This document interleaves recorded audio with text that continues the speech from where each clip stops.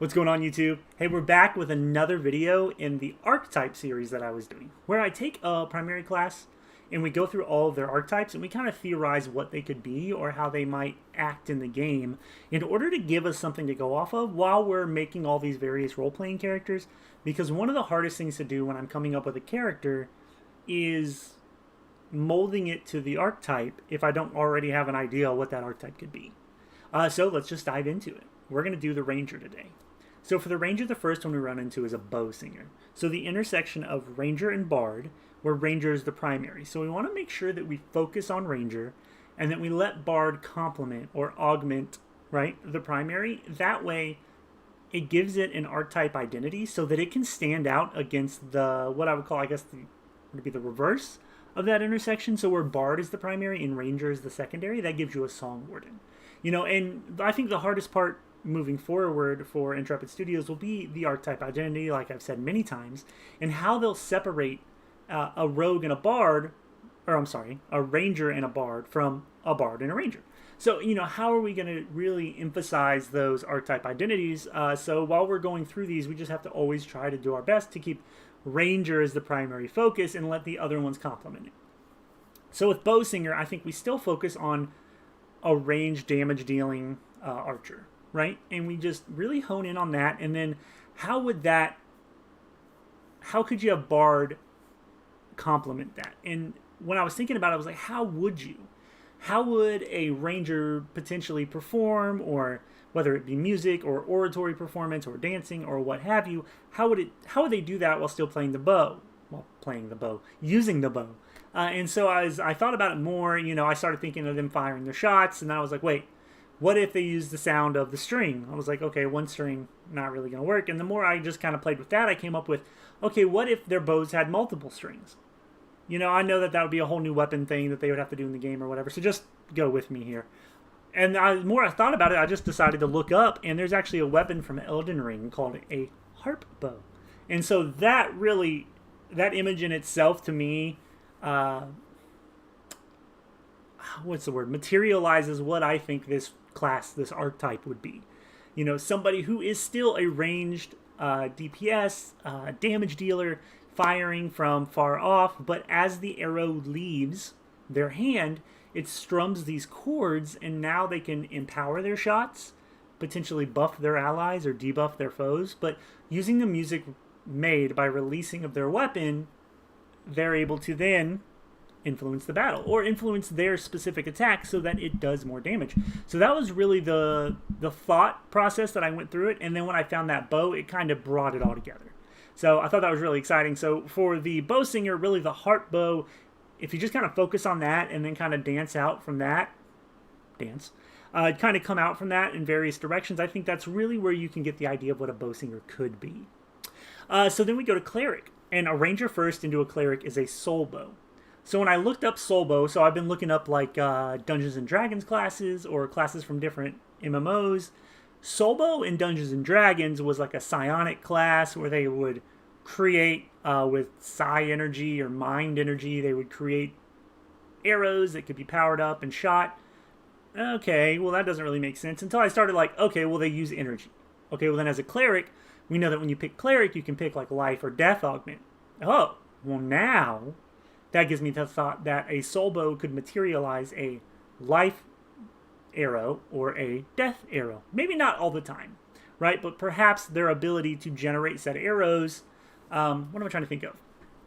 Kind of like, I don't know if it still does this, but at one point when you were a frost mage in WoW, you would cast spells and you had icicles kind of pop up around you as like a visual thing for you to see, and certain abilities would fire those icicles off.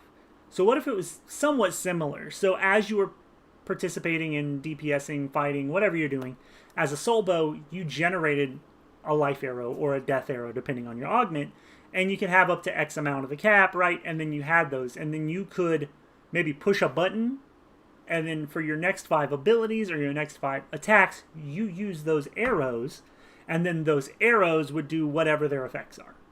You know what I mean? So I would be kind of cool to think of, like, as you're using your abilities and going throughout, you've like built up enough energy to summon a life arrow. Okay, you're going and now you've got 3 life arrows you can use. Okay, well now my piercing shot that can multiple mobs, now if I use a life arrow and I pierce even my allies with it, it'll heal them and damage the other one. Or does holy damage, or, however you want to do it. And then if it's a death augment, perhaps now suddenly that also leaves like a debuff on them, or it does more damage, or it gives it more like a, what's it called, an execute effect. If I use the death arrow, now my penetrating effect, if they're under 10%, does double damage, or something like that.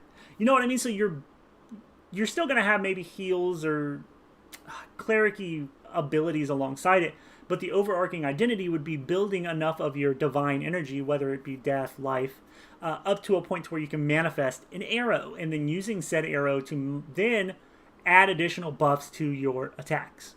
Maybe that'd be easier to do than like a whole nother like generating, you only use life arrows and now all your abilities have new effects. And like if each skill of the soul bow had a base effect that was then amplified in a certain way depending on if you used a life arrow or a death arrow. Yeah, and then, you build them up to 5, and then you hit a button, and your next 5 attacks or your next 5 abilities were empowered by whatever the arrow did. That seems like a cool way to do a soul bow, and I think that that was about the best I could come up with, to be honest. Okay, so then we move on to Ranger and Fighter. A Strider, if you will. And for those of you who don't know, Strider was Aragorn's ranger name in Lord of the Rings, so I started thinking about that. He switched a lot. You'd see him using a bow. There's like him using a bow once or twice, I believe, and then it switches to him mainly using a longsword. So he's mainly a fighter. So if we're ranger first and then fighter, having this is tough. Maybe a ranger's range goes down slightly, or maybe maybe their range goes down slightly on their bow, which is a downside. However, they embrace the melee more. So I guess it's more of like a fighter who's slightly better with a bow. But then I started thinking, well, what kind of abilities could you have? Blah, blah, blah. And I started thinking about maybe the fighter gives the ranger more abilities or gives them bonus damage for being closer to their target. Primarily we think of rangers wanting to do damage from outside of a certain range. It's safer. They get time to draw their bow and fire, things like that. In D&D, there's things like point-blank shot, so you don't get a negative when you're trying to use a bow in melee range. So what if you just kind of roll all that together into the Strider, and potentially this ranger variant gets bonuses the closer it is to the target it's attacking. Up to a cap, obviously, and then maybe then it gets bonuses like, okay, if you're in range with your bow up to this point, you get extra damage. And then when you switch from your bow to your sword, your first couple attacks do some more damage. But not when you switch back, because you don't want to then create a playstyle where somebody's like, my bow, 2 attacks that are empowered. My sword, 2 attacks that are empowered. My bow, 2 attacks. You know what I mean? You don't really want to create that playstyle, because then when you play the Strider, you've only got one way to play it. However, if you make it where the first switch over, maybe, so you get this beneficial, what am I trying to say that? You get like a benefit for embracing the idea of the class, which is a more melee focused or a more melee ranged focused class. You're like, wow, I do more damage when I'm up close with my ranged weapon. However, I know as soon as I switch to my sword, I have more benefits than usual than I would if I wasn't a Strider. But I know the first 2 or 3 attacks when I switch are going to do a lot more damage or have an effect. So then it gives me the encouragement to switch instead of just keep my bow out at close range. However, it's not such a big encouragement to where it's like, okay, I don't ever want to switch. You're like, okay, well then you'll get the bonus to your bow, but you won't get some of these other cool class features if you don't switch. You know what I mean? It's going to be hard to balance these guys to a point where you want to give them some cool identity, but you also want to give utility to each archetype, so that not only is it attractive in a group setting, but it's attractive to the player to embrace the class. I've always found it to be bad class design when there are entire sections of a class's kit that are relatively irrelevant because the predominant playstyle of the class makes that part useless. Like, oh well, we've got 3 or 4 really cool abilities if you want to play the class like this. You're like, cool, but nobody does because it's so bad, or there's nothing to push me in that direction. So then you kind of lose some of the allure of the whole class. So, wanting the Strider to be a more melee range-focused class, to kind of embrace that fighter augment, I think would be cool to give them, again, bonus damage when they're up close to ranged weapon, but however, when they switch, maybe a little bonus, or maybe ability or two when they switch that can only be used within X amount of time of switching. That way, the ability's good, and it adds utility, but you only get to use it if you're really utilizing the whole class, which is up close in your face with the bow, and then switching out to the longsword, and then attacking and finishing the fight there. Approaching with the bow, getting in close with the bow, taking advantage of that extra damage, and then switching over to a melee weapon to then take advantage of your close range part of your archetype. Something like that, I think, could really give life to the Strider. Okay, Scion.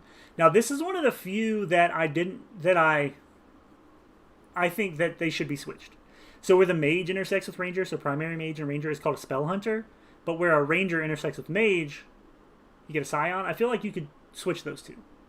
Like, I feel like spell hunter fits a ranger more than a Scion, and a mage ranger being a Scion makes more sense to me, right?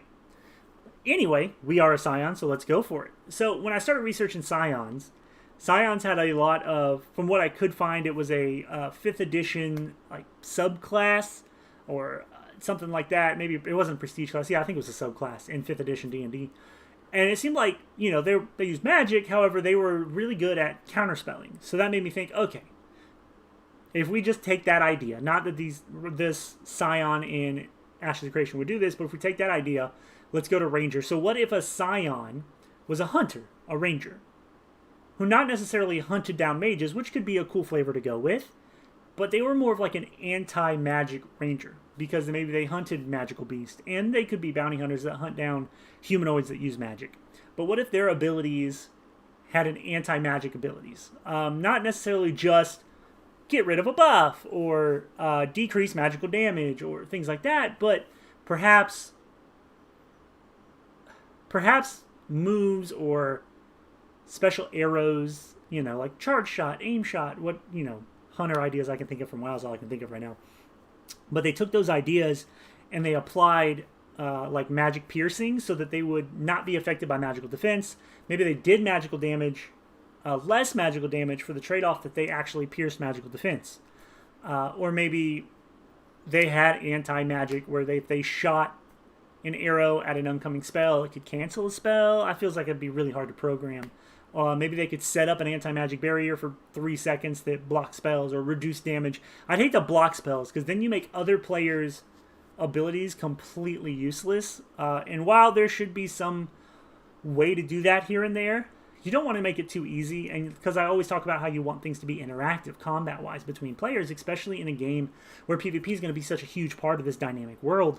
Having a way for them to hit an anti-magic shell or an anti-magic AoE that reduce damage by 10-20% or something like that from magical sources, or maybe they get bonus damage against people who have magical buffs. That would be a cool way to do it too. We're like, okay, this attack does this damage. Oh, by the way, when you're a Scion, if you hit somebody who has a buff on them of any kind, because any kind of buff is like holy divine magic or magic in general, they get it does more damage. Like, that would be neat. Something like that. But I think that's a cool way you could approach a Scion. I still think Scion and Spell Hunter should switch, but who knows. Okay, when we double down on Ranger, we get Hawkeye. Obviously, in my mind, I immediately go to a Sniper. It immediately makes me want a archetype that does more damage the further away they are from their target. And I know that's simple, but that's really the best I could think of. Maybe they have an ability or two that take a long time to line up, and they do massive amounts of damage. Perhaps the downside of a Hawkeye is that you add a quarter of a second to all of your abilities, but they do more damage. Or maybe there's a ability you use where you hit it, and your next ability takes twice as long to use and does 3 or 4 times more damage. Something like that would be cool, because it makes me, like, when I think Sniper, it makes me think of them, like, getting in position, aiming the shot, taking a breath, focusing. Like, all that takes more time than just popping a shot off, right? So maybe a system like that, where they pop their Hawkeye ability, that then makes their ability take twice as long, but do 3 or 4 more times damage. Or maybe they get an overall class thing of like everything takes about a quarter of a second longer. However, you're going to do X amount more damage.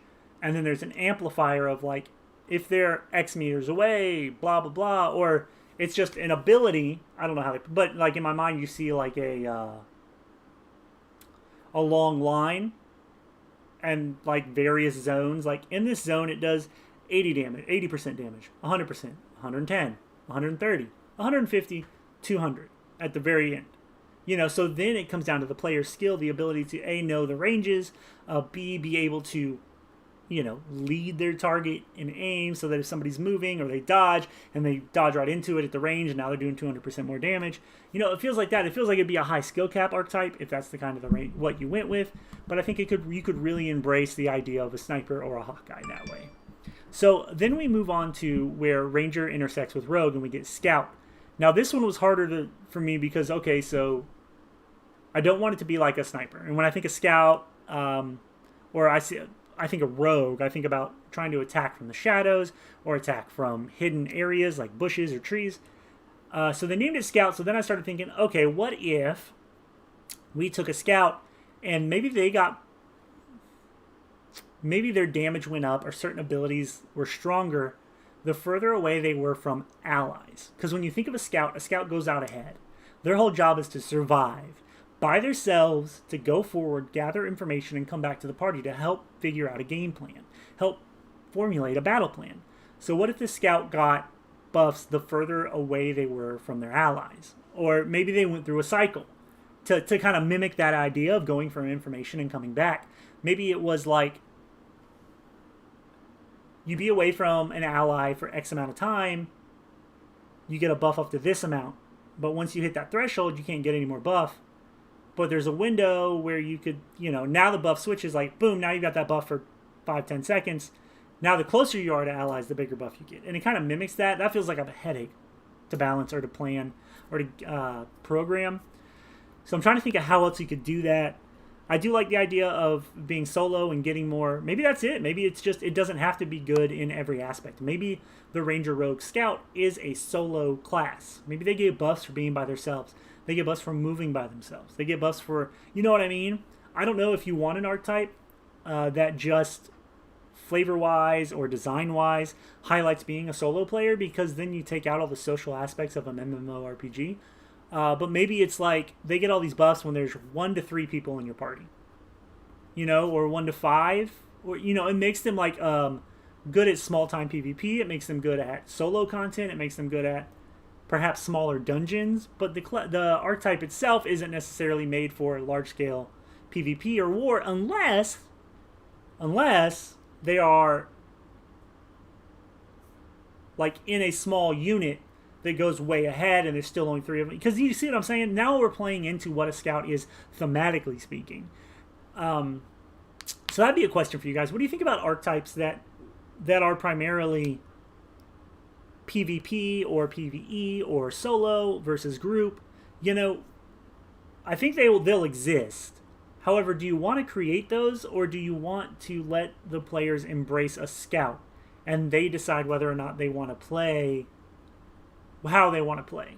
You know, thematically speaking, I would rather that be how a scout operates. So that means I would primarily be a solo player or small groups and do small dungeons. I wouldn't do a lot of group stuff unless it was like, yeah, okay, I'll be part of your group, but I'm going to be way over here with 1 or 2 other people by ourselves or the scout group. Now all my scout abilities come into play and it's boom. And then suddenly, okay, there's only 3 of you ally-wise. Okay, now there's 20 of you. Okay, now I'm just a basic ranger. I don't really have any extra flavor. You know, does that appeal to you? Thematically, yes.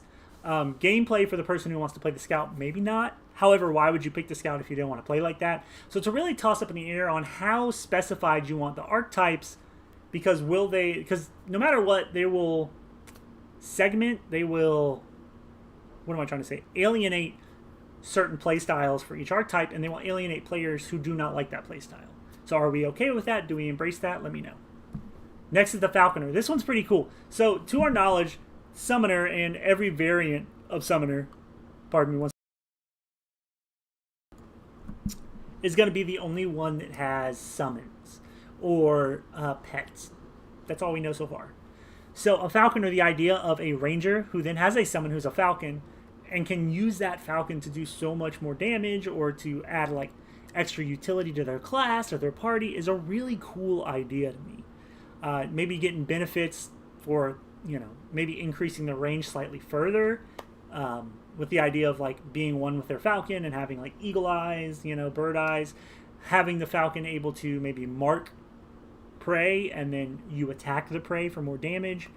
Similar to if you've ever played League of Legends, there's Quinn, who's like, she does crossbows, she's like medium range, she's not really long range, but then she has a falcon that she can mark somebody with and then do more damage, and then the falcon will help her move by like picking her up and grabbing her and moving her. I don't know how big the falcon will be in this, so I don't know if they'll be strong enough to pick you up and move you, but we're in a fantasy world, so why the fuck not? Things like that, or perhaps having a falcon as an additional way to attack would also be neat. Being able to like distract a mob, being able to swoop in, like you distract them and then they swoop in and they can get a crit, or maybe they distract them, increasing your damage, and then just having it to watch your back. Maybe you can set it up in like a sentinel mode where while you're focused on this hybrid combat, it's kind of in a sentinel mode so that if a rogue or somebody appears behind you, it like makes a noise or it does something or it attacks them, makes you aware that there's somebody coming for you. You know what I mean? So that just giving a lot of utility to a ranger and having a pet would be really neat. Falconer in general, I think there are various versions of it as a class, but I think that would be a really neat way to do it. Having the falcon to assist you, then being able to watch your back when you're really focused on trying to line up range shots, things like that. So it's a really cool idea, and I really like giving the pet option to each archetype, or the summoner option to each archetype in various ways, thus kind of getting them to feel the pet love, because, not everybody gets to enjoy that. And then what I would consider the most difficult of all of the ranger archetypes is the sentinel. Because how do you make a ranged tank? The first thing I think of is like a full plate mail wearing musket, and that doesn't quite fit, right? So then I'm like, okay, so if I put a ranger in plate mail and now he's using, like a classic European kind of longbow situation, but maybe they're in full plate, but then it's going to make them hard to use their bow unless it's a crossbow. So I'm not entirely sure about this. So then what I kind of what I landed on was a ranger that was like in a medium style armor, right, opposed to a light armor that a ranger might be in, or maybe they're medium and maybe they go slightly heavier armor. I'm not entirely sure. But it was an anti-ranged tank. So a tank that specializes in protecting against ranged attacks, whatever they may be. Magic or primarily physically ranged, like ranged physical attacks, but being a ranger primary, it makes me think of them knowing what a ranged attack like is in its essence. Like, where's the best place to shoot it from? Where's the best place to aim it? When's the best time to fire it? Things like that, thematically, that would give it a edge against physically ranged attacks. So then you have a sentinel who would then be kind of focused on blocking the ranged attacks or protecting them, giving maybe a debuff to ranged attacks, or I guess it would be more like a buff to your allies that they gain additional damage against attacks that come from so far away. Or something like that. It's hard for me to just switch to the idea of a ranger using a bow in heavy armor and going in and fighting in melee range with a melee weapon, because then you kind of lose the essence of what a ranger is.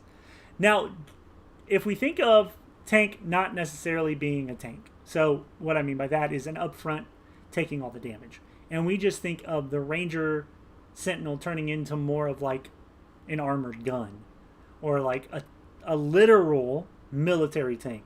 So just a heavily armored range damage user. So imagine, take out the ranger first, and you go to fight the ranger, and suddenly they're in like heavier armor, and you're like, we sent the rogue to fight the ranger, and the ranger's in plate mail. This isn't going well. You know what I mean? So that could be another way. So maybe I was too stuck on tank, and that's another reason I don't like tank as the name of a damn class, because it's hard for me to get out of that idea of an upfront take all the damage. But I got focused on that version of a tank, opposed to a tank just not taking a lot of damage and being hardy and being resilient. So then you get this ranger who is a range damage dealer but is more resilient. So they take Maybe they do a percentage less damage, but they take a percentage less damage, giving you higher survivability. This could be a very popular for solo ranger play, which now when I say ranger play, it makes me think like it's a fetish. But solo ranger play, I can't. It's there. It's there for good. It's always going to be there. But that would make the Sentinel popular for that kind of playstyle, as well as maybe in a party that's not got a primary, just hardcore upfront tank. It's you and your friends, and you're like, we don't really have a tank. Okay, well, I'll go like my tank off spec, and you go your like healing off spec, and then we can still play, and not have to worry about trying to get somebody else in our group. Not really worrying about not having a good cohesion of our classes and our abilities.